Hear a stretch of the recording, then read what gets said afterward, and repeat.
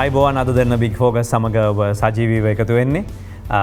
අද මාතෘකාව උදෑසනම දැනුවත් කිරීමක් අප කරලා තිබෙනවා. ඒ තමයි ලංකාවේ ව්‍යාපාර කරන්න පුළුවන් වටපිටාවක් තිබෙනවා. විශේෂයෙන්ම කොවිඩ් වලින් පස්සේ ලෝකයේ ආර්ථික සියල්ලම පාහේ ඍණ බවට පත් වෙද්දී ධන ආර්ථිකයක් තියෙන චීනේ අපිට කතා කරන්න පුළුවන් ආසන්නතම සමීපතමේ. හැබැයි චීනේ එහෙම වුණාට අපිට මේ ඉලක්කයේ ආසන්නයටවත් යාගන්න බැරි කමක් තියෙනවා කියන එක ඔබ දන්නවා. අපි එක තැනක හිර වෙලා ඉන්නවා. එතනින් එහාට කොහොමද අපේ ආර්ථිකය පන්නගන්නේ? අපේ ඒක පුද්ගල ආදායම් වැඩි කරගන්නේ කොහොමද? අපි අපේ රටේ ගේන ආයෝජන සම්බන්ධ සතුටුයිද දැන්? ඒතර කොවිඩ් වලින් පස්සෙත් රජය ලබා දීපු ඉලක්කම් වලට යන්න පුළුවන්ද? විශේෂයෙන්ම සෞභාග්‍යයේ දැක්මේ ජනාධිපති ගෝඨාභය රාජපක්ෂ ලබා දීපු ඒ ඉලක්කම් වලට අපිට යන්න පුළුවන්ද? අපි ඒ අඩුගානේ ඒ මාවතේ ඉන්නවද? අපි අද කතා කරනවා ඒ සම්බන්ධව. අපිත් එක්ක අද සම්බන්ධ වෙනවා මෙරට අංකිකේ ව්‍යාපාරික ධම්මික පෙර මහත්මයා. ආයිබෝන් ඔබ පිළිගන්නවා. ආයිබෝන්. ප්‍රශ්න කීපයක් තිබෙනවා අහනවා නම් මොකද මේ වෙලාවේ වරාය නගරය මේ සියල්ල සම්බන්ධයෙන් කතා බහක් නිර්මාණය වෙලා තියෙන මොහොතක තමයි අපි එතුමාව සම්බන්ධ කරගෙන තියෙන්නේ අද දවසේ. ඉතින් විශේෂයෙන්ම කොළඹ වරාය නගර ව්‍යාපෘතිය මම කැමතියි පටන් ගන්න. මොකද ලංකාවේ ආර්ථිකය ගැන කතා කරනකොට වරාය නගර ආර්ථික මේ කොමිෂන් සභා පනත මේ දවස්වල විශේෂයෙන්ම මාතෘකාව. ලංකාවේ වැඩිපුරම ව්‍යාපාර කරන ව්‍යාපාර තියෙන ව්‍යාපාරිකයා විදිහට මම හිතන්නේ ඒක කිව්වට වැරදි නෑ කියලා ඔබ කියලා මම දැක්ක ඔබගේ ලේඛන ගත්තන් පස්සේ සියල්ල පැහැදිලි කරා පහුගිය දවස්වල. ඉතින් නීති රීති අනපනත් සමාගම් පනත ඉඳලා ගත්තම් විශාල ප්‍රමාණයකින් අපි ආවරණය වෙනවා ව්‍යාපාරිකයෝ විදිහට. මෙච්චර අනපනත් තිබිලත් මේ වගේ දේවල් වලින් ආවරණය වෙලත් අපි තවදුරටත් අලුතෙන් දේවල් ගේන්න ඕනද වරාය නගරයකට? මේ තියෙන එකෙන් අපි ආවරණය වෙනවා. මේ තියෙන එකෙන් අපිට බිස්නස් කරන්න පුළුවන්. දැන් චතුර දැන් මගේ සක්සස් එකට එක හේතුවක් මම කියන්නම්කෝ. මගේ සක්සස් වලට එක හේතුව තමයි රට ඇතුලේ මොන හරි කරනවා නම් අවුරුදු 6ක් තියෙන්න ඕනේ පටන් ගන්න. අලුතෙන් ව්‍යාපාරයක් පටන් ගන්න? ඔව්.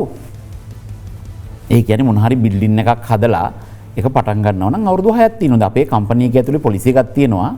ඒගොල්ලන්ට ඕන දවසට අවුරුදු 6කට ඉස්සෙල්ලා තමයි අපි පටන් ගන්නෙ. ස්පෙෂලි හෝටලයක් වගේ එකක් තනක් ගන්න හදන්නකෝ. අපි අද පටන් ගන්නවා කියලා කියන්නේ අපි දන්නවා අවුරුදු 6කින් තමයි අපි ෆවුන්ඩේෂන් එක දාන්නේ කියලා. මොකද අපි ඔය ගත්ත හැම ඇප්‍රූවල් එකකටම අවුරුදු 6කට වඩා ගිහිල්ලා තියෙනවා. මේක හරි පුදුම කතාවක් නේ ඔබ කියන කතාවද? දැන් මම හිතුවේ ඔබට ලංකාවේ අංකිකේ ව්‍යාපාරිකයා විදිහට ඔබේ ගෲප් එකේ හේලිස් එකට හරි වැලිබල් එකට හරි නම් කිව්වට කමන්නේ LV ෆිනෑන්ස් එකට හරි මොකක් හරි වැඩක් කරගන්න ගියන් පස්සේ අද ගිහිල්ලා පටන් අරගෙන මොකද ඔබ අංකිකේ ව්‍යාපාරිකයෙක් ව්‍යාපාරික ආයතනයක විතර යන හින්දා ඒක කරන්න පුළුවන් පහසුවෙන් කරන්න පුළුවන් කියලා. එහෙම බෑ කියන්නේ. නෑ එහෙම කරන්න බෑ. දැන් අපි මොන හරි පටන් ගන්නවා නම් අපි දන්නවා මේ වැඩේ. සමහරක් මයි ප්‍රොජෙක්ට්ස් තියෙනවා අවුරුදු 15 ගියේවා. ඒතර මට විෂන් එකක් තියෙනවා අවුරුදු 15කට පස්සේ කරන්න ඕන ප්‍රොජෙක්ට් එක අද ඇප්‍රූවල් ගන්න. මොකද එදා එක බෝඩ් මීටින් එක මට හොඳටම මතකයි. ඒගොල්ලන් හැබැයි මෙච්චර ගොඩක් ඕනේ. මං කොහොම එකක්වත් ලබන අවුරුද්දේ අපේ කෑෂ් ෆ්ලෝ එකට වැඩ බලපාන්නේ නැහැ. මිනිමම් අවුරුදු 5ක් 6ක් යනවා. සමහරක් ඒවා 10ක් යයි. සමහරක් ඒවා 15ක් යයි. මම පිළිගන්නේ නැහැ සමහරක් ඒවාට 15ක් ගිහිලා තියෙනවා මේ රට ඇතුලේ. මෙහෙමනේ චතුර මේක ඉන්වෙස්ට්මන්ට් එක කරන මිනිහා තමයි මේකේ දුක දන්නේ. ගොඩක් අය ෆේල් වෙන්න හේතුව තමයි මේ එන්වයරන්මන්ට් එක දන්නේ නැහැ. සල්ලි ටික ලෑස්ති ඔක්කොම කරලා බාගෙට වියදම් කරලා පටන් ගන්න හදනවා. පටන් ගන්න බෑ ඇප්‍රූවල්ස් නැහැ. අර මිනිහා නිකම්ම බංගලොත් වෙනවා. ඒක හින්දාද අපි ඩුයින් බිස්නස් ඉන්ඩෙක්ස් එකේ 99ට ඉන්නේ. නැත්නම් මොකද්ද හේතුව දැන් මෙහෙමනේ. නෑ මම ඒක හරි එහෙම ප්‍රශ්නේ ඔහොමම තියලා. එතකොට ඔබ ආයෝජන මණ්ඩල සභාපතිවරයෙක් විදිහට හිටියා. සිංගල් වින්ඩෝ ක්‍රමය නැත්නම් වන් ස්ටොප් ෂොප් එක ඔබ අඳුනලා දෙන්න ඒ කාලේ කටයුතු කරා. එතකොට දැන් ඒ කියලත් අපිට මේ පල්ලෙහාට එන්න බැරි වුණානේ මේ ලිස්ට් එකේ. එහෙනම් එතන නෙමෙයි නේද ප්‍රශ්නේ තියෙන්නේ. නෑ බලන්න වා ගිහිල්ලා ඒ වෙලාවේ මං කීද කියලා සවුත් ඒෂියාවල නම්බර් 1 ඉන්වෙස්ට්මන්ට් එක තමයි ලංකාවේ. 2010 ගිහිල්ලා බලන්න සවුත් ඒෂියාවල තිබිච්ච බෙස්ම කොහෙද ඉන්වෙස්ට් කරන්න පුළුවන් කියලා සවුත් ඒෂියාවල ලංකාවේ. මම ඉන්නකොට ගත්තේ ඒක. ඒක යුද්ධෙන් පස්සේ ඇති වෙච්ච තත්ත්වයක් නෙවෙයි. යුද්ධෙන් පස්සේ නෙවෙයි ඇප්‍රූවල් ප්‍රොසෙස් එකත් එකනේ තියෙන්නේ. හැබැයි දැන් ඔයා හොඳම උදාහරණයක් ගන්නකෝ. මම ගිහිල්ලා BYK චෙයාමන් හෙට වාඩි වෙනවා. පිටු 14ක ඇප්ලිකේෂන් ප්‍රොසෙස් එකක් තියෙනවා. මං කියනවා මට මේ පිටු 14 හරියන්නේ නැහැ. මට තනි පිටුවට ඕනි කියලා. හැබැයි හැමෝම කියනවා ඒක කරන්න බෑ කියලා. මං කිව්වා නෑ. ඕගොල්ලන්ට නොලෙජ් එකක් නැහැ බිස්නස් එකක් ඉවලුවේට් කරන්න. මේක ඒ මිනිසුන්ට කරගන්න දෙන්න. මොකද අපිට ඇප්‍රූවල් එකක් අරගෙන ඉන්වෙස්ටර් කෙනෙක් නාවයි කියන්නකෝ. මොකද රටට තියෙන පාඩුව? අපි ඇප්ලිකේෂන් එක පටන් ගන්නකොටම රුපියල් 22000ක් ගන්නවා. ඇග්‍රීමන්ට් එක ගහුවොත් තව ලක්ෂ 2කමාරක් 3ක් ගන්නවා. මං එදා මං කියපු එක කියන්නම් ඔයාලට. මං කො මේ හාෆ් ෂීට් එකක් 22000ට ඔයාලට විකුණන්න පුළුවන් දැන්. ඉස්සෙල්ලා ඒක විකුණලා පුරුදු වෙන්න දවසේ. මොකද මේ ඇග්‍රීමන්ට් එක මොකද ආවා නාවා දැම්මේ නැහැ කියන එකේ මොකද වෙනස? මොනක්වත් නැහැ. හාෆ් ෂීට් එකක් දිනනවා ඇප්‍රූවල් එක අපිට යන්නේ කොස්ට් එක එච්චරයි. රුපියල් 22000ක් හම්බ වෙනවා. මං එතෙන්දි තමයි එහෙම තමයි පටන් ගත්තේ. ඉතින් ඒ ඔක්කොම කරලා අර මිනිස්ට්‍රීස් 18ත් එක කෝඩිනේෂන් එක පටන් අරගෙන තමයි මම ඒ වෙලාවෙ හිටියේ. හැබැයි දැන් මම ඒ අවුරුදු 3 ඉඳලා ගියානේ. ඇයි ඊට පස්සේ කාටවත් දී ගන්න බැරුනේ දවසේ? දුන්නද කවුරු හරි? මේ සේම් නීතියනේ. පැය 24න් දෙනවා පිටු 3කට මේක සීමා කරනවා කියන යෝජනාවක් එනවනේ. ඒතකොට දැන් අඩු ගානේ පිටු 14 පිටු 3කට සීමාවට ගේන්නත් බැරිකමක් තියෙනවා කියන එකනේ කියන්නේ. කියන්නේ මම දුන්නේ එක තනි පිටුවයි. දැන් මොකද්ද ඉන්වෙස්ටර් කෙනෙක් එනවනම් රටට ඉන්වෙස්ට්මන්ට් එකක් කරන්න ඒක ඒ මිනිස්සුයාගේ ඉන්වෙස්ට්මන්ට් එකක් මිසක් මේක බලන් ඉන්න මිනිස්සුන්ගේ මොකද්ද තියෙන ප්‍රශ්නේ? මේ ඉන්වෙස්ට්මන්ට් එක රටේ නීති රණුව සිද්ධ කරනවද කියන එක විතරයිනේ. ඇයි ඒගොල්ලෝ ඉවලුවේට් කරන්න යන්නේ? ඇයි ඒගොල්ලෝ අර ඉන්වෙස්ටර්ගේ ඩ්‍රීම් එක බලන්න හදන්නේ? කොහොමත් චතුර මේ ඩ්‍රීම්ස් කියන්නේ හීන જાති දෙකක් තියෙනවා. එකක් තමයි Tamanට පේන හීන. Tamanට පේන හීනවල සුබ අසුබ දෙකම තියෙනවා. ඔයා මෙතන වත් දැකලා ඇති ඒ හීන. හැබැයි ඔයා හිතන්න ගියොත් අනුන්ගේ හීන ඒක හැමතිස්සෙම භයානක හීන පේන්නේ.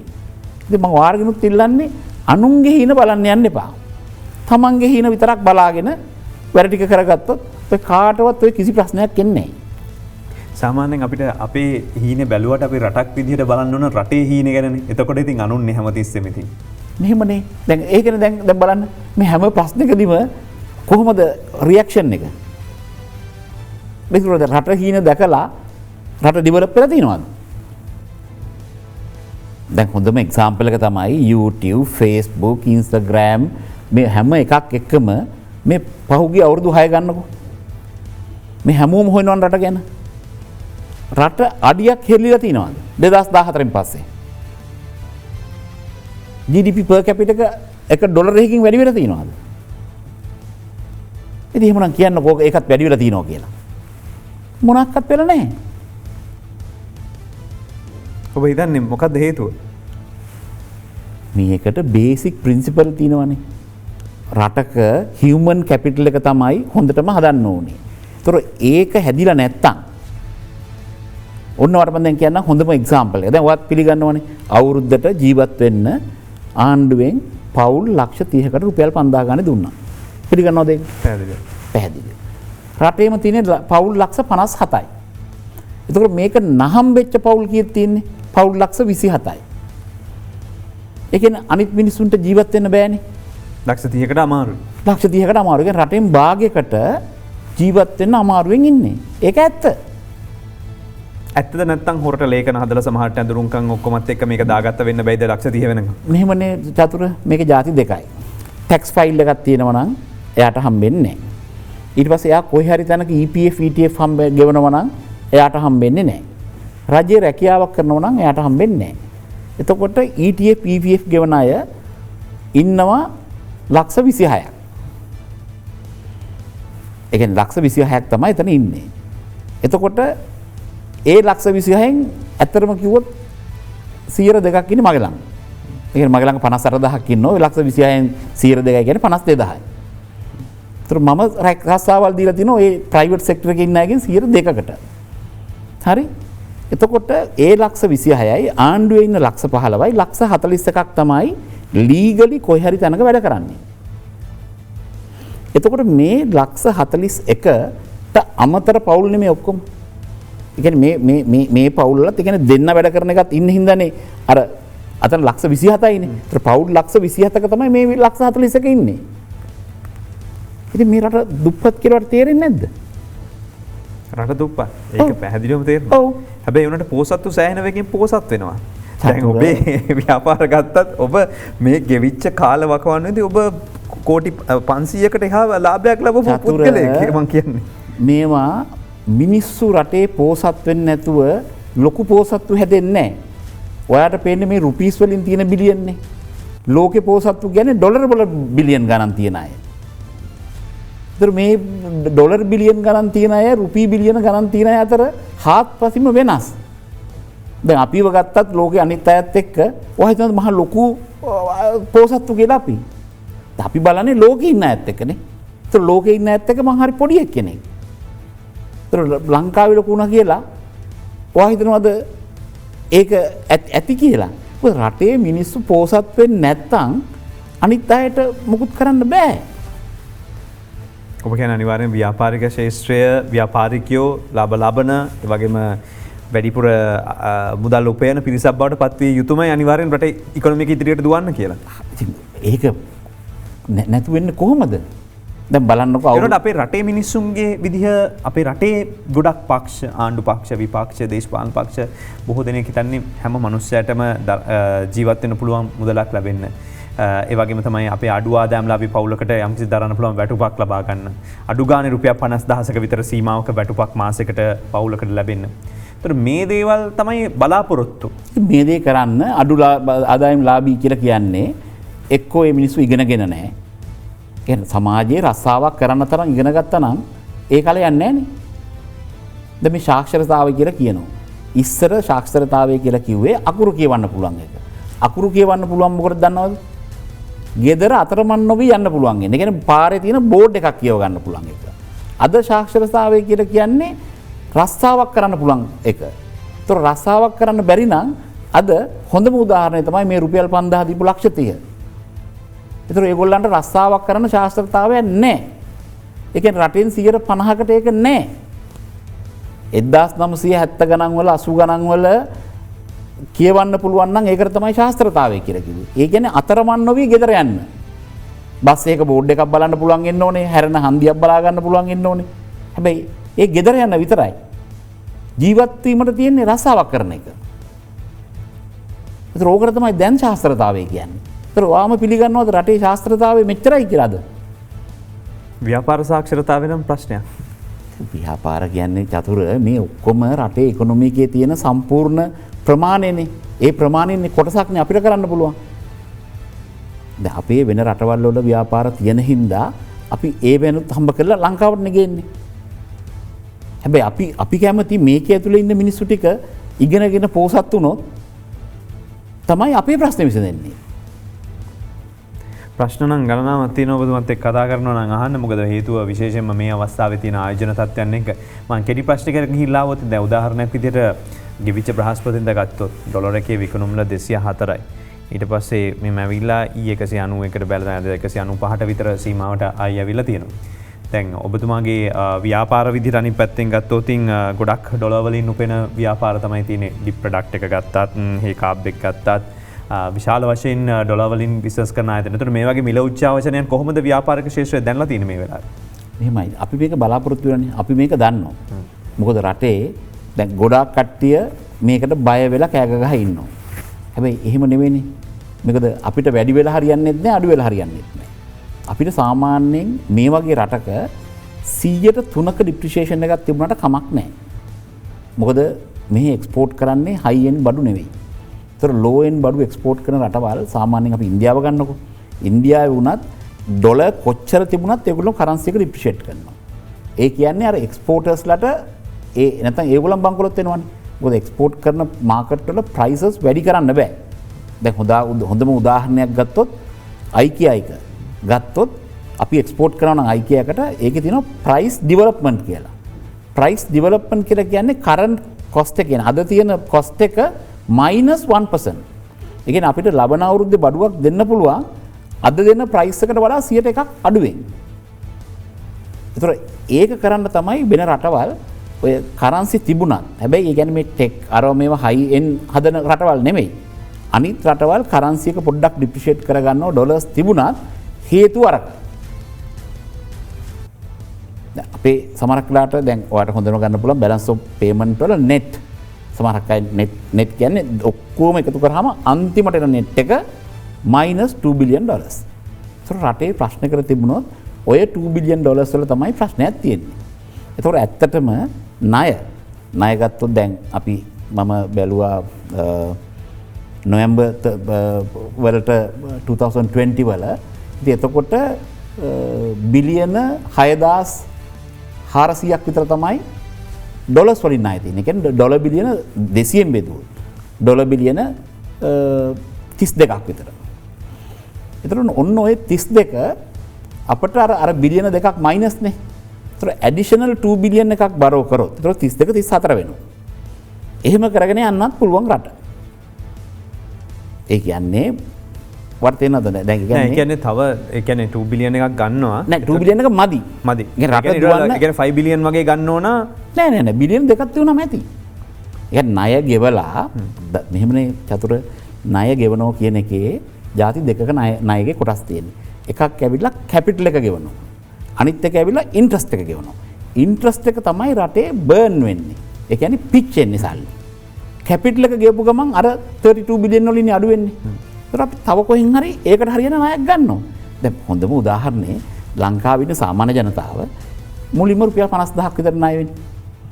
ඊට පස්සේ ලක්ෂයක් ණය වෙනවා. ඊට පස්සේ දෙකක් ණය වෙනවා. ඊට පස්සේ 10ක් ණය වෙනවා. ඔහොම Taman ලොකු වෙනකොට ණය වැඩි වෙනවා. ලෝකයේ අනිත් රටවලත් ඔහොම තමයි. එතකොට මේකේ මේ අපි ණය වැඩි වෙනවා හෙට උදේට ණය ගෙවන්න පුළුවන්. එහෙම මැජික් කරන්න බෑනේ. දැන් එහෙනම් ඔබ කියන විදිහට හරි ලේසියෙන් එහෙනම් ලොකු අපි එකපාරම ඉල්ලනවා 5 බිලියන් විතර අරගෙන වෙලා මේක ප්‍රශ්නේ විසඳලා අපිට ඩොලර් එක ස්ථාවර කරලා තියාගන්න පුළුවන් මේ වෙලාවේ කරන්නේ. ඉතින් ඒකනේ දැන් ඔය කරේ. ඉතින් සොප් කරා මේ ඩොලර් මිලියන 500 රුපියල් 204ට තිබිච්ච එක 190ට එකට ආවා. හැබැයි උනාට ප්‍රමාණය මදි නේද මේ ගත්ත ප්‍රමාණය? ඉතින් චතුර ආපහු පාරක් මේක අපිට ආයි ඉතින් ක්වාටර් එකකට කියන්නේ 4න් එකකට 500යි ඕනේ. ඒ 504 ආණ්ඩුව හරියට ගෙන ආවොත් ඔය මේ මුකුත් ප්‍රශ්න එන්නේ නැහැ. එහෙම වුණොත් අපිට ස්ථාවර කරන්න පුළුවන් ඩොලර් එක. 100%. ඔබ හිතන විදිහට මේක 200 තියාගන්න 200 වගේවත් තියාගන්න පුළුවන් වෙයිද එහෙමනම්? ඉතින් මෙහෙමනේ ණය නොගත්තොත් යයි ණය ගත්තොත් තියේ. මං කොහොමද කියන්නේ ඒක? ගන්න එක මත තමයි මේක රඳාපවතින්නේ. මම ඔබතුමා ගණන් එක්ක හැමතිස්සෙම කතා කරන ඉලක්කම් එක්ක කතා කරන හින්දා ලංකාව ඉහළ මැදි ආදායම් ලබන රටක් ඩොලර් 4000 විතර සීමාව හිර වෙලා ඉන්නවා කියන කතාව ඔබ නිතරම කියන කතාව. හැබැයි 2020 රටේ ආර්ථිකය ගත්තම 3.6කින් පහළ ගිහිල්ලා තියෙනවා. ඒතකොට දැන් අපි ආයෝජන බලාපොරොත්තුවෙන් ඉන්න වෙලාවක තමයි වරාය නගර ව්‍යාපෘතිය වගේ දෙයක් ගැන කතා වෙන්නේ. ඒතකොට වරාය නගර ව්‍යාපෘතිය ආවෝතින් අපිට පොඩි හිසේසවීමක් තියනවද කියන විදිහට ඇත්තටම. චතුර මෙහෙමනේ දැන් මේ ඔක්කොම ඩ්‍රීම් න්යායි. දැන් වරාය නගරේ ගොඩ කරලා තියෙනවා. නීතිය ගෙනහලා තියෙනවා. මේ දෙකම ඕනනම් 125ක් ওই ඉන්වෙස්ට්මන්ට් එකට බලපායි. තව 175ක් තියෙන්න ඕනනේ. ඔයා නිකන් හිතන්න ඉන්වෙස්ටර් කෙනෙක් එනවා එයාපෝට් එකකින්. ඉමිග්‍රේෂන් ඔෆිසර් hina වෙන්නේ නැතුව ගොරෝල කතා කරනවා. ඔයා හිතනවාද ආයේ මිනිස්සු මේ රටේ සල්ලි දායි කියලා? එතකොට ඉමිග්‍රේෂන් එකේ ඉඳලා මේ හියුමන් කැපිටල් එක බිල් කරේ නැත්තම් මේ පොත අරන් බලන්න ටූරිසම් සෙක්ටර් එකේ මම ලංකාව බ්‍රෑන්ඩ් කරන්නේ කොහොමද කියලා තියෙනවා. මට ඕනම් පෙන්නන්නම්. ඒ කියන්නේ ලංකාව කොහොමද බ්‍රෑන්ඩ් කරන්නේ කියලා මෙන්න බලන්න ඇක්ෂන් ප්ලෑන් එක ටූරිසම් සෙක්ටර් එකේ. මේ එයාපෝට් එකේ ඉඳලා කස්ටම් ඔෆිස් එකේ ඉඳලා බ්‍රෑන්ඩ් කරන්න ඕනේ. එතකොට දැන් අපි හිතුවොත් එහෙම මේ නීතියක් ගෙනාවා මේකෙන් ඔක්කොම ටික හරි ප්‍රශ්න ටිකත් හරි කියලා ඔයා හිතනවද හරි කියලා? ඉතින් දැන් රජයක් පත් වෙන්නේ මේ ඔක්කොම කරනවා කියලානේ. ඒතකොට දැන් සෞභාග්‍ය දැක්මෙත් තියෙන්නේ මේව කරන්න බලාපොරොත්තුවක්. මම අහන්න ආපහු අහන ප්‍රශ්නේ තමයි වරාය නගරය ගැන අපිට ඒ කියන්නේ බලාපොරොත්තුවක් තියන් හිටිය කියලා වැඩක් නැද්ද? ඒකෙන් මේ කියන්නේ ඔක්කොම කරන්න පුළුවන් කමක් නැද්ද? දැන් එහෙමනේ දැන් ආණ්ඩුවේ දේශපාලඥයෝ කතා කරන්නේ මේකාවම හරි අපේ රටට ආයෝජන ගේනවා මේක ගේන්න තියෙන මේ කුහක චින්තනයේ හින්දා මේක නැති කරනවා. එහෙම තමයි ඒගොල්ලෝ කියන්නේ. විපක්ෂ කට්ටිය කියනවා රට විකුණන්න හදන්නේ රට සීනක් කර චීනෙට දෙන්න හදන්නේ ඒගොල්ලන් කතාව. ව්‍යාපාරිකයෙක් විදිහට මම අහන්නේ ඔබේ කතාව මොකද්ද කියන මේ ගැන. චතුර මගේ කතාවක් නෑ. මේක ඇවිල්ලා වර්ල්ඩ් එකේ තියෙන නොලෙජ් එකේ කතාවක් මම ඔයාලට කියන්න. මට කියලා කතා නෑ. මම හැමතිස්සෙම ඉන්නේ ඒ නොලෙජ් එක ඔළුවට අරගෙන. එතකොට ඇත්තට මේ ධම්මික පෙරේරා කියන චරිතයට වඩා මම ඉන්නේ හැමතිස්සෙම මොකක් හරි ප්‍රශ්නයක් අහම මම ඇඩ්‍රස් කරන විදිය. දැන් මම ඉස්සෙල්ලාම ගිහිල්ලා බැලුවේ මොනවාද? ගලෝබල් ෆයිනන්ෂල් සෙක්ටර් ඉන්ඩෙක්ස් එක මොනවාද රික්වයර්මන්ට් එක. හරි මමත් කැමති මේක එනවට. හැබැයි මේ කෑල්ල විතරක් ඇවිල්ලා මදි චතුර. ඔයා ගිහිල්ලා බලන්න ගලෝබල් මම දුන්න එක වාට පුළුවන් නම් ෂෙයා කරන්න. ප්‍රසන්ටේෂන් එකක් ඔබතුමා වෙලා තිබුණා. අපි ඒක මේ වෙලාව ඉදිරිපත් කරන නිෂ්පාදක මණ්ඩලය ඉල්ලීමක් කරනවා. ඔව්. හොඳයි. මම හිතන්නේ පේනවා. හරි. දැන් බලන්න ওই ඉන්ඩෙක්ස් එකට ගිහිල්ලා ඕකේ මොනවද තියෙන්නේ කියලා. Business environment. ඒතර බිස්නස් එන්වයරන්මන්ට් එක හොඳට තියෙන්න ඕනේ. ඒකේ political stability and rule of law, institutional and regulatory environment, macroeconomic environment. ඒතර macroeconomic එක රටේ හොඳ නැත්තම් මෙතන මිනිස්සු වෙනවද?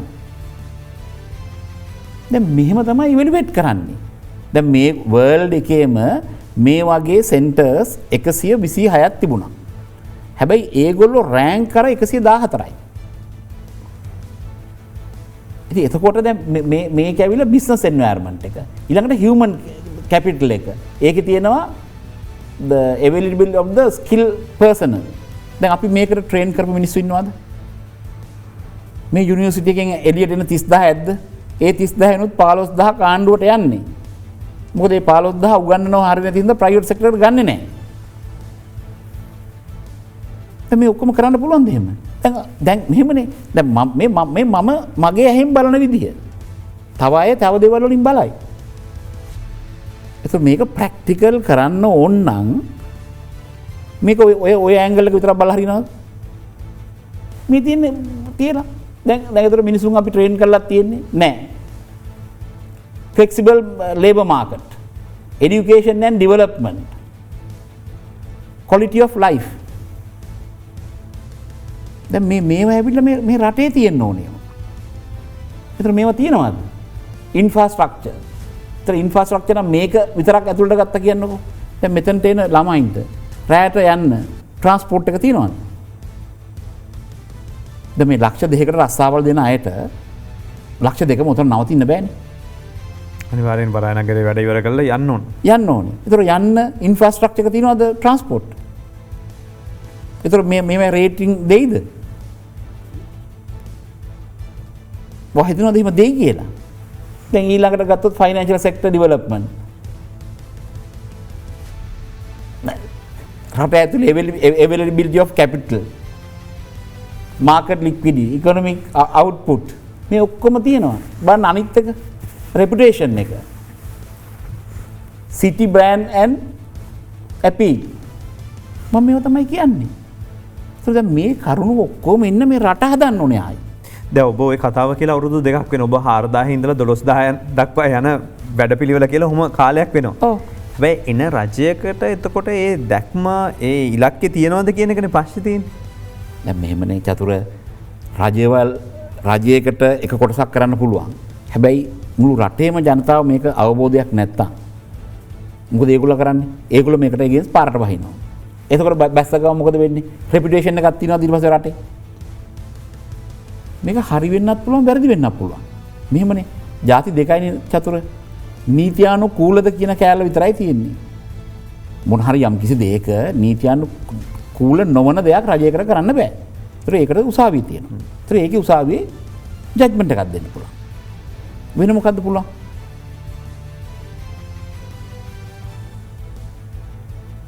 දැන් මේ අපි මේ ඔක්කොම ආයි හිතනවා මේක ආවෙන් පස්සේ මේ ආණ්ඩුවට හොඳ වෙයි.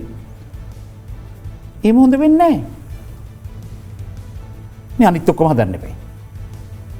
ඉතින් ලෝකේ නම් අනික් අය හදලා තින්නේ මේ දේවල්. ඉතින් ඒ දේවල් ඒගොල්ලෝ ඉස්සරින් ඉඳලම ප්ලෑන් කරලා ඒ රටවල ගිහලා බලන්නකො මිනිස්සුන්ගේ এডুকেෂන් එක කොහොමද කියලා.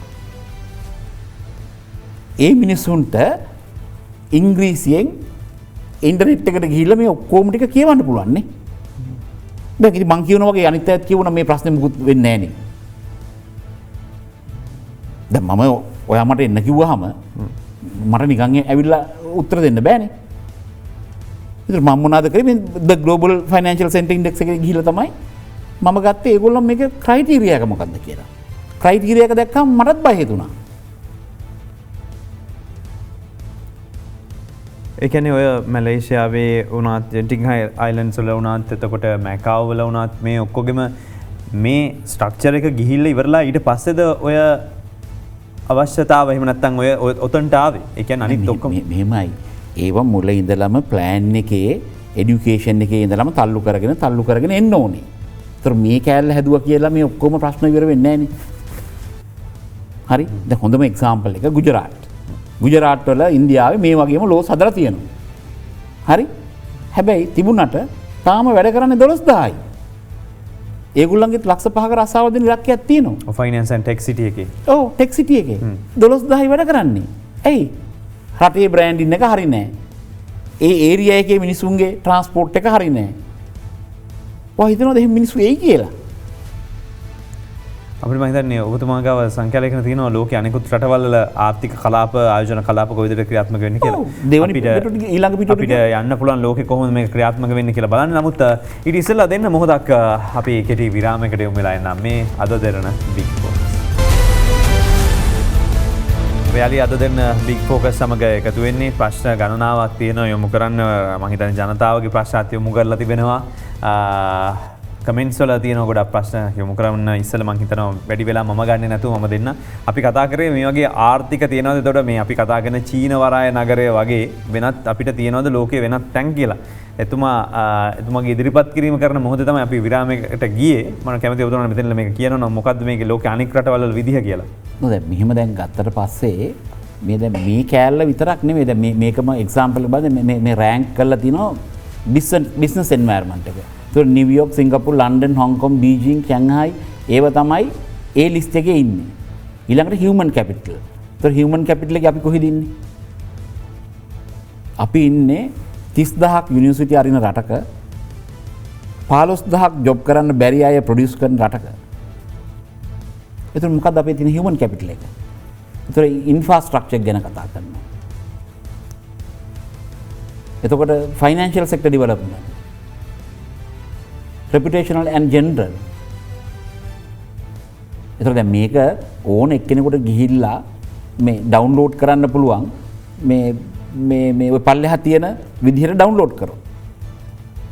ඉතින් මේ රිපෝට්ස් එක අරගෙන කියවලා බැලුවාම තේරෙයි මේ වගේ වැඩක් කරන්න කොච්චර මහන්සි වෙන්න ඕනද කියලා.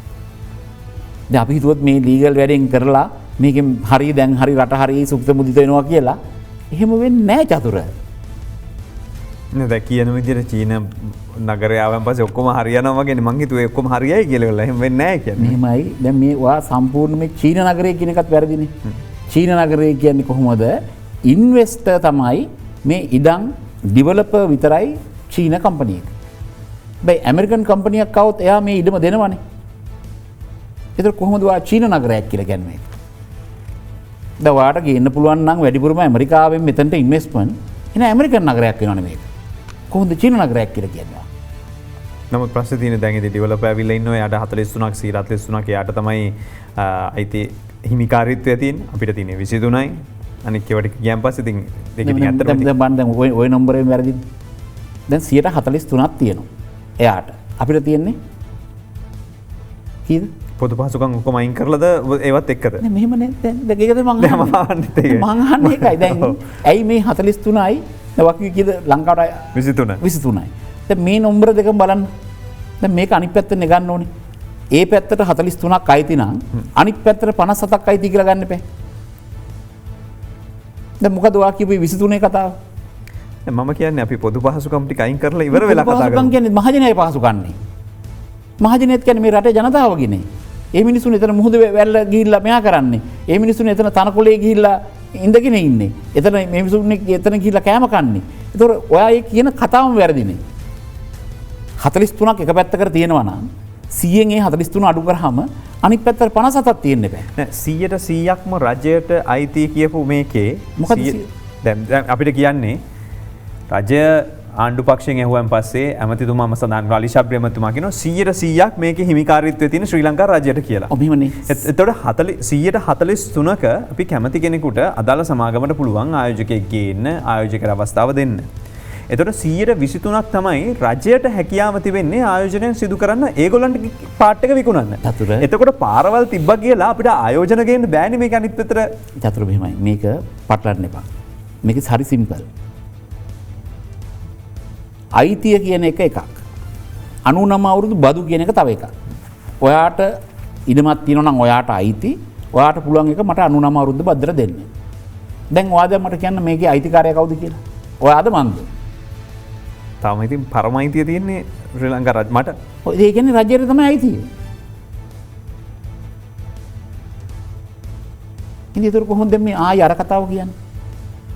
ඒතර සම්පූර්ණම 100% ආණ්ඩුවනේ අයිති. මොකද ඔයාගේ ඉඩම මම 99 අවුරුද්දක මං ගත්තොත් ඔයාට තමයි ඉඩම අයිති. මට අවුරුදු 99ක් ඉන්න පුළුවන්. මේක ගෙවල් රෙන්ට් එකට ගත්තා වගේ. ඔයාට ගේ අයිති ගේ ඔයා කාට හරි අවුරුදු 3කට දුන්නොත් ආයෙ ඔයාට උදුර ගන්න බෑ. ඒ මොකද අවුරුදු 3ක් ඉන්නවා. ඒක ඔයයි අතර තියෙන ඇග්‍රීමන්ට් එක. ඒ වගේ තමයි මේක. නමුත් ඒකේ ඊළඟ ප්‍රශ්න ටික ගත්තන් පස්සේ දැන් ඔබතුමා මේ වරාය කොටසට නෙමෙයි මම ඇත්තටම බලාපොරොත්තු වෙන්නේ කතා කරන්න. නමුත් මේකේ දැන් ගියෝතින් මේකේ තියෙන දේවල් තමයි විශේෂයෙන්ම මේ භූමිය තුල ගනුදෙනු සිදුවන්නේ විදේශ මුදල් වලින් විතරයි කියන එක. ඊයේ මේ ආපු ප්‍රියත් බන්දු වික්‍රම මහත්මයාත් ඒක තහවුරු කරලා සිටියා. ඒතකොට රුපියලට මේකේ අපේ තැනක් දෙන්නේ නැතුව අපේ මිනිස්සුන්ට මේකේ ගනුදෙනු කරන්න බැරුව අපේ රටේ දෙයක් නෙවෙයි වෙන කොයි හරි තියෙන එකක් තියෙනවා වගේ හැඟීමක් නේ අපිට තියෙන්නේ. චතුර මෙහෙමයි. මේවා කරන්න පුළුවන්. 1978 ඇක්ට් නම්බර් 4 කියන එකෙන් මේ ග්‍රේටර් කොලම්බෝ කමිෂන් කියලා BOI එකට හැදුවා. හරිද? හැබැයි මේ කොලම්බෝ කියන වචනේම අවුරුදු 2කට පස්සේ 1980 ඒගොල්ලන්ට තේරුණා මේක හරියන්නේ නැහැ. ඊට පස්සේ මේගොල්ලන් කරේ ලංකාව වටේම ලයිසන්ස් සෝන්ස් කියලා මේක මාරු කරා. ඊට පස්සේ ඒකත් තව ඉඳලා 1992 BOI කියලා මුළු ලංකාවටම බලපාන්න මේ නීතිය හැදුවා. දැන් ඒ වගේ මේකත් දැන් මමත් මේ කොලම්බෝ පෝර්ට්ස් කමිෂන් බිල් කියන එකට මම අකමැතියි. ඇයි අකමැති?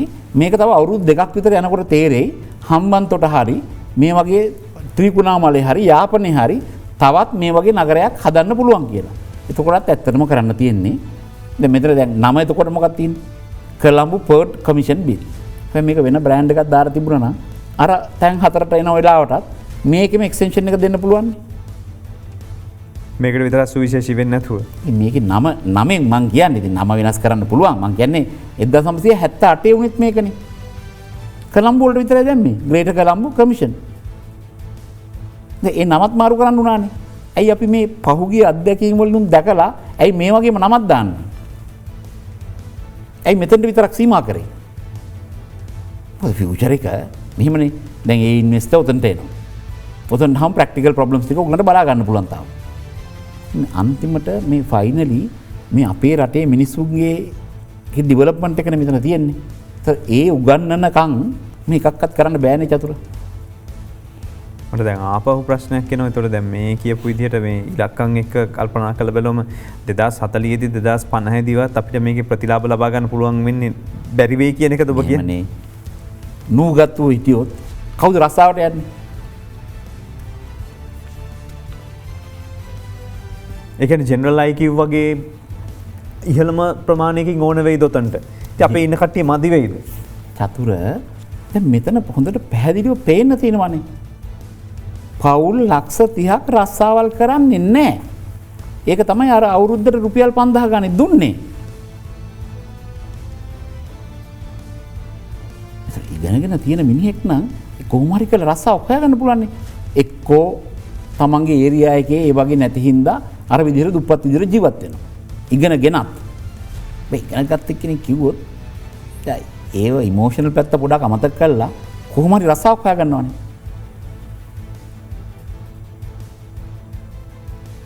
එනකොට රට ගත්තයින් පස්සේ රටේ ශ්‍රම සහභාගීත්වය දැන් මේ අවස්ථාව ගිය අවුරුද්දත් එක්ක බලනකොට ලේබර් ෆෝස් පාර්ටිසිපේෂන් එක ගත්තම ශ්‍රම බලකා සහභාගීත්වය 51.9 ඉඳලා 50.1 දක්වා අඩු වෙලා තිබෙනවා. ඔව්. කියන්නේ රටේ ජනයාගේ දායකත්වය අඩුයි කියන එක. ඉතින් ඒක පැහැදිලිව පේනවනේ. ඉතින් දායකත්වය අඩු වෙන්නේ සමහරට උන්ට දායකත්වය දෙන්න අවස්ථාවක් නැති හින්දා. නෑ දෙන්න අවස්ථාවක් නෙමෙයිනේ. තමන් හරියට ඉගෙනගෙන තිබුණා නම් රස්සාවක් ඔපචුනිටි එකක් තිබුණා නම් මෙහිමයි දැස. සමහර කල්චරල් සංස්කෘතික ප්‍රශ්න තියෙනවා. කියන්නේ තමන් දැන් දුවෙක් කියන්නකෝ දුව අනුරාධපුරේ නම් කොච්චර ඉගෙන ගත්තත් අම්මා තාත්තගේ දාලා ඉන්න විදියක් නැහැ. ඒතර එහෙම දුප්පත් වෙන මිනිස්සුත් ඉන්නවා. ඒ කියන්නේ ඒක ඉමෝෂනල් දුප්පත් වීම. මොකද අනුරාධපුරේ රස්සාවක් නැතිකමට ඒගොල්ලන්ට ඒකල යනවා. වාට ඇත්තටම තේරෙන්නේ නැද්ද චතුර මම ඇත්තටම මේ රුපියල් 5000 ගානේ මේ ලක්ෂ 30 දුන්න දවසේ ඉඳලා මටත් හරි දුකක් දැනෙනවා. දුකක් තියෙනවා. ඒ වුණාට ඔබතුමා කියන මේ කතාවත් එක්ක අපේ අම්මලා තාත්තලා විශ්වවිද්‍යාලවලට මොනවා හරි විදියකින් ওই තියෙන විශ්වවිද්‍යාලවලට යවලා තිනවා. බාහිර උපාධි කරලා තිබෙනවා. එතකොට රටේ වෘත්තීය පුහුණු ආයතනවලින් විශාල ප්‍රමාණයක් පුහුණුකම් ලබා තිනවා. ඔබ කියන විදිහට මේ රටේ මිනිස්සු ඉගෙනගෙන නෑ මේවා හරියන්නේ නෑ කියලා කියනකොට අර ජනාධිපතිතුමත් එකපාරක් කිව්වා මේ කලා කල්ලා වැඩක් තියනවද කියලා. ඒ වගේම කතාවක් නේ ආපහු කියන්නේ කියලා ගෙදරක දරුවෝ ඉන්නවා රස්ස නැතුව. හැබැයි ප්‍රශ්නේ තියෙන්නේ එතන නෙවෙයි නේද ඔබතුමා කියනවා දැන් සුදුසුකම් නැති එක. ඔය කියන විදිහට වරාය නගරයට ඔක්කොම පිටරට අය ඇවිල්ලා රස්සා කරලා යන්නේ. මෙහෙම අපේ රටේ සුදුසුකම් නැති අය නම් ඔතන ඉන්නේ. මෙහෙමනේ චතුර ආයි ඔතනට ඒක කියන්නකෝ. ඒ කොස්ට් එක කොහොමද? පිටරටින් මිනිස්සු ගෙනල්ලා වැඩ කරන්න ගියොත් එතන කොස්ට් එකක් තියෙනවනේ. ඒතර ඒ රටේම කරාම ඉවරයිනේ. මොකද මෙතනට එන්නේ? මොකද මෙතනට එන්නේ කියන්නකෝ. ඒ රටේම කරගත්තාම ඉවරයිනේ. මෙතනට ඇවිල්ලා ලේබරර්ස්ලවත් ගෙනල්ලා ඉන්වෙස්ට්මන්ට් උත් ගෙනල්ලා ඔක්කොම මෙතන ගහලා කරන්නේ මොකද මෙතන තියෙන සුවිශේෂත්වය? ඇතරම වෙන වැඩක් නැහැනේ. අඩු ශ්‍රමයක් නැහැ, පුහුණු ශ්‍රමයක් නැහැ. ගොඩක් දේවල් නැහැ. ඉතින් මං කියන්නේ චතුර ඒකයි. දැන් මං කියන්නේ මේක විතරක් නෙමෙයි මේක එක ප්‍රශ්නයක්. හැබැයි මේ තව 180කට ફોකස් කරලා මෙතන වැඩ කරන්න තියෙනවා. මෙහෙමනේ වැඩ කරන්න බෑනේ චතුර දැන් මේ 120ක වැඩේ කරන්න යනකොට ඔන්න ඔක්කොම හැමෝම කෑ ගහනවා. කෑ ගැව්වහම ඔන්න එතන කන්ෆියුස් වෙනවා. හරිද? දැන් බලන්න මේක කොහොම හරි කරගන්න දැන් ආණ්ඩුවට මොකක්ද හිතන්නේ? මේක කොහොම හරි කරගන්න ඕනේ. තියෙන ඉතුරු 180 මත අමතක වෙලා යනවා. ඒ දැන් මේක කොහොම හරි කරගන්නෝ කියන කෑල්ල විතරයි ඉන්නේ. කොයි ඉතුරු 180 කරන්න කවුද? අපි කෙටි විරාමයකට යමු වෙලා ඉන්නම් යලිත් මේ අද දෙරණ බිග් ෆෝකස්. වැලිය අද දෙන්න බිග් ෆෝකස් සමග ධම්මික පෙර මහත්මයා සමගයි මේ සාකච්ඡාව මෙහෙමින් ඉන්නේ. ලංකාවේ ව්‍යාපාරක ගත්තම දැන් අපනයන සැකසුම් කලාප තියෙනවා EPS තියෙනවා. එතකොට කාර්මික උද්‍යාන IPS තියෙනවා. වතු ඇතුළු විශේෂ ආර්ථික කලාප විදියට සෙස් තියෙනවා. එතකොට සැකසුම් කලාපම් විතරක් රට පුරා 12ක් විතර තියෙනවා. දැන් මේ වගේ තියෙන පහසුකම් ප්‍රමාණවත් මදිද අපිට මේ ආයෝජන ළඟා කරගන්න ඔබ හිතන්නේ? දැන් මෙහෙමනේ ඒ වැඩිම තියෙන ඉන්ඩස්ට්‍රීස් සර්විස් සෙක්ටර් එකට නෙමෙයිනේ. ඒ කියන්නේ දැන් BY zone එකක් ඇතුලේ දෙකම කරන්න පුළුවන්. හැබැයි ඒවත් තියෙන ඉන්ඩස්ට්‍රීස් වලට හදලා. ඒතර දැන් මේ අපි දැන් පෝට් සිටි වගේ කතා කරොත් සර්විස් සෙක්ටර් එක කතා කරොත්. ඒ කියන්නේ ඇත්තටම BY zone එකක දෙකම කරන්න පුළුවන්. සර්විස් උත් කරන්න පුළුවන් ඉන්ඩස්ට්‍රීස් කරන්න පුළුවන්. මේ zone එක ඇතුලේ ඉන්ඩස්ට්‍රීස් කරන්න බෑ. මොකද එතන පොඩි ප්‍රමාණයක්නේ. ඉතින් රට ඇතුලේ ඉන්ඩස්ට්‍රීස් කරන ඉඩම් ප්‍රමාණය මදි වෙලා තියෙනවා. ඒ කියන්නේ ඔය ඔක්කොම කලාප ටික ලෑන්ඩ්ස් ටික අලුතෙන් ඉන්වෙස්ටර්ස්ලාට දෙන්න එහෙම ඉඩක් නැහැ. ලෝකයේ මේ වගේ ආර්ථික කලාප 5000කට වැඩි ප්‍රමාණයක් වාර්තා වෙන විවිධ විදියට තියෙනවා. ඒතර මේ කලාපවල ක්‍රියාකාරීත්වයත් ওই විදිහට වෙන් වෙලාද තිබෙන්නේ? එහෙම නැත්නම් මේ ෆයිනෑන්ෂල් හබ්ස් විදිහට ක්‍රියාත්මක වෙන ඒවා මේ වගේ මෙහෙමයි. දැන් අපි ගත්තොත් නිව්යෝක් ගන්නකො. දැන් නිව්යෝක් ගත්තොත් එහෙම ඒවා රටේට බ්‍රෑන්ඩ් එකක් තියෙනවනේ. ඒතර රටේ නීතියක් තියෙනවා. දැන් අපි කියමු ලෝ එන්ෆෝස්මන්ට් කියලා. දැන් අපි ඉන්නේ 164. ඒ කියන්නේ අපි ව්‍යාපාරයක් වෙනින් උසාවි ගියොත් ලෝකෙ 164 ඉන්නේ. ඒ කියන්නේ අවුරුදු 4-5ක් අපි ඒ ප්‍රශ්නේ නිරාකරණය කරන්න දඟලන්න ඕනේ. ඒතර එහෙම රටවල් වලට යන්නෙම නැහැ මිනිස්සු. එතකොට පේයින් ටැක්සස් කියලා ගත්තොත් 142 ඉන්නේ.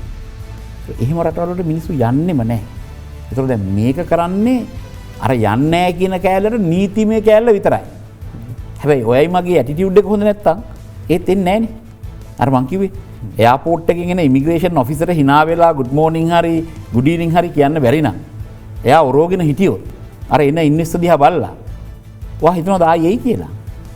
දැන් ඔයා වෙන රටකට යනකොට මිනිහෙක් නිකන් තරහකාරයෙක් වගේ ඔයා දිහා බැලුවොත් එන පළවෙනි තැනදී ඒතර කියන්නේ මිනිස්සුන් අපි ඩෙවලොප් කරන්න ඕනේ. කියන්නේ අනිත් ඔක්කොම කරත් ඇටිටියුඩ් එක අවුල් නම් මොකුත් කරන්න වෙන්නේ නැහැ. රටේ මිනිස්සුන්ගේ ඇටිටියුඩ් එක හොඳ නැත්නම් මේ මුකුත් වෙන්නේ ඉති අපි සිනහ වෙන ජාතියක් මෙට ආගන්තුක සත්කාරය දන්න ජාතියක් අපි එමන බ්‍රන්් කරන්න ගිල ටුවරිසම් සෙක්ටගේ කොයරි වෙනතනක ගයාමති අපි ඒකම තියන කියන හිමනේ දම ළඟදි වෙච්ච ඉන්සිරෙන්ට් එක බලන්න එකන දැ ටුවරිසම් සෙක්ටර එකට මේ ස්ට්‍රේඩෝ කැන් පාරයන බල්ල ද මත් ගෙදර බල්ල ඇතිකරන්නද මත් හරි ආසයි බල්ලන්ට හැබැයි කොච්චර මමාස වනත් ටුවරිසම් පැත්තට ගත්තර පස්සේ පාරවල්ලොල බල්ලො හිටියෝ තර ළම එක කෑව හිතනත ප්‍රන්සේ මිනිස්සුටික මේ පොඩ්ලමේ මැරුණෙන් පසේ රටේ ගිහිල්ලා පිස්සුබල රෝගය වැරදිලා ප්‍රන්සේ මිනිස්වාය මේ පැතර එන්න කොච්චර අමාරුවේ කියලා හිතරවා හිතන දැ ගෙවල්ලුල ගැන්නේ දැන් දවසකට බල්ලො 1000 කපා කනවා මේ රටේ එතර ඉන්ජෙක්ෂන් ගහනොයි මිනිසුන්ට ඇතිවෙන්න ඇයි දැන් වෙන රටවල්ලොල මේ හැමෝම බල්ලන්ට ආදරයන මොද මේ හාට්වල මැග්නටික් ෆිල්ඩල බල්ලො තමයි මිනිස්සුන්ට වැඩි ආදරය කරන්න මිනිස්සු මිනිසුන්ටත් වැඩිය බල්ල මිනිසුන්ට ආදරය කරන ඒකම අනිත් පැත්තරත් දැන් පූසට ඔය ප්‍රශ්නය නෑන ඇයි එන්න ඇත්තේ පූස හෙම මිනිසුන්ට ආදරය කරන්නේ හරි බල්ල මිනිසුන්ට ආදරය කරන මිනිහත් බල්ලට ආදරය කරන මත් ඒ වගේම ආදරය කරන හැබැයි ආදරය කරයි කියලා ටුවරින් සෙක්ටර එකේදී අපි ඒකට වෙන සොලූෂණ එකක් හොයන්න එපා එක සතාවක් වෙන තැනකට ගෙනියන්න කරන්න කරන්න මොනවද කරන්න එපා ඉතින් අපි මොකද මොකක් නොකර හිටියෝ හොස්පිටල් වලට වෙනම අර මිනිස්සු හපා කෑවෙන් පස්සේ බලන්න ගෙවල් 1000කට හැමදාම ප්‍රශ්නනේ බල්ලෝ හපා කෑම නිසා ගෙවල් 1000කට ප්‍රශ්න කවුරු මේ ප්‍රශ්නේ ඉඩස් කරලා දිනවද මාත් ආසයි හැබැයි ආසයි කියලා රටක් කිව්වහම ඒ ආසාව බෑනේ ඔව් මට තියෙන අන්තිම වෙලාව කෙටියෙන් ඇහුවොත් එතකොට ඔබට ආරාධනා ලැබිලා තියෙනවද වරායනගරේ ආයෝජන කරන්න මේවට ඔබේ ව්‍යාපාරවල අපිට ඇත්තටම ආරාධනාව ලැබිලා තියෙනවා අපි ඒක පොසිටිව් විදිහට බලලා තියෙනවා හැබැයි අනිත් ඉන්වෙස්ට්මන්ට් මොනවාද එන්නේ කියන එකත් එක්ක තමයි අපි යන්නේ අපිට එකපාරට ගිහිල්ලා මේකේ පයින්න බෑ කෙටිම ප්‍රශ්නේ හොත් දැන් මේ ඔක්කොම ඔබ කියලා ගෙනල්ලා අන්තිම ඔක්කොම තියෙන අපේ এডুকেෂන් එක හරි නෑ අපිට බෑ මේක කරන්න අපේ ළමයින්ගේ ඇටිටියුඩ් හරි නෑ ඊට පස්සේ අනිත් පැත්තට ළමයි විශ්වවිද්‍යාල ශිෂ්‍ය ප්‍රමාණය මදි එන අයගේ ජෙනරල් IQ මදි ඔය ප්‍රශ්න ටිකෙන් නවත්තන්නේ ඔක්කොම අධ්‍යාපනයෙන් ඇවිල්ලා කියලා. ඔව් හැබැයි ඒකට මම මගේ පැත්තෙන් සොලියුෂන් එකක් දීලා තියෙනවා.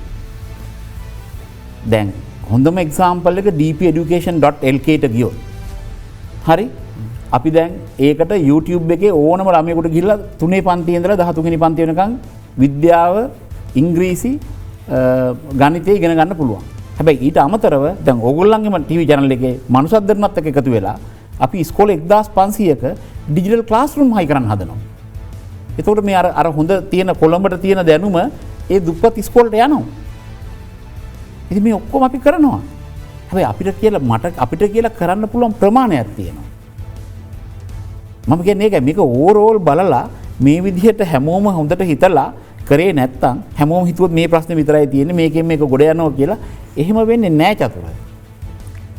මම හිතන්නේ අපි හැමෝටම ආපහු පාරක් හොඳ තැනකට එන්න ඕන. ඉතින් අධ්‍යාපනයේ වැඩි දියුණු කරන එක තමයි ඔක්කොගේම අවසන් ප්‍රතිඵලය වෙන්නේ. ඉතින් මනුෂ්‍යත්වයන්වත් ඒ වෙනුවෙන් ක්‍රියාත්මක කරනවා. හැබැයි අපි ප්‍රශ්නයක් විතරද කතා කරේ රටේ ආර්ථිකයෙන් අපිට මේ තියෙන තත්ත්වෙන් ගොඩ එන්න පුළුවන්ද කියලා.